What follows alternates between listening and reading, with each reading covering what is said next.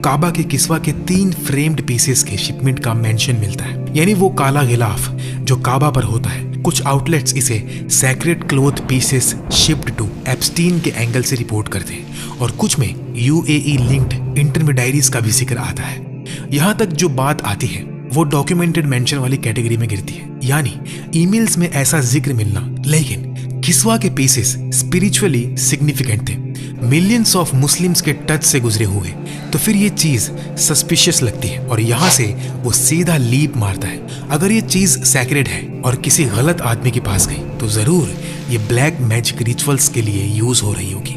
बस यहीं पे वो लाइन क्रॉस होती है जहाँ एविडेंस खत्म होता है और एजम्पशंस शुरू होती है। सैक्रेड चीज का किसी ना अहले या गलत इंसान के पास चला जाना वाकई बहुत बुरा और घिनौना लग सकता है, लेकिन सिर्फ इससे ये साबित नहीं होता कि जरूर कोई जादू या ब्लैक मैजिक रिचुअल हुआ है। कुछ इस्राएली रिवायतों में ये जादू टोना, ये ऑकल्ट थ्रेड्स का लिंक सुलेमान अलैहिस्सलाम के नाम से भी जोड़ा जाता है।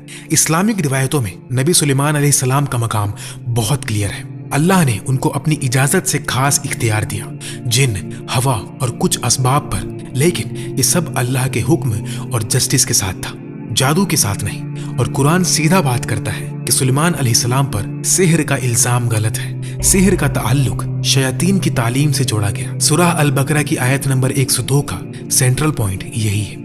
और फिर कुछ रिवायतों में और भी जोड़ा जाता है कि सुलेमान अलैहिस्सलाम के बाद शयातीन ने फॉरबिडन मैजिक की किताबें छुपा दी और लोगों ने बाद में उसे गलत तौर पर सुलेमान अलैहिस्सलाम की तरफ मंसूब कर दिया। ये नरेटिव इस्लामिक तफसीर और रिवायत के अंदर वार्निंग स्टाइल में आता है। इसका मकसद ये समझाना होता है कि लोग हिस्ट्री में हक को उल्टा कर देते हैं, नबी का नाम इस्तेमाल करके अपना बातिल इल्म लेजिट दिखाते हैं। फिर कहानी अब एक और पुराने, धुंधले और राज भरे मकाम पर पहुंचती है। बाबेल यानी बेबीलोन, ऐसा शहर जहां इल्म भी था, शोर भी था और फितनों की हवा भी।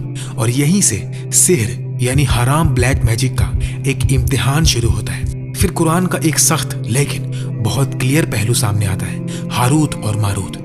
अल्लाह ने बाबेल में 2 फरिश्तों को टेस्ट के तौर पर भेजा, लेकिन ये टेस्ट बिल्कुल ल्योर जैसा नहीं था।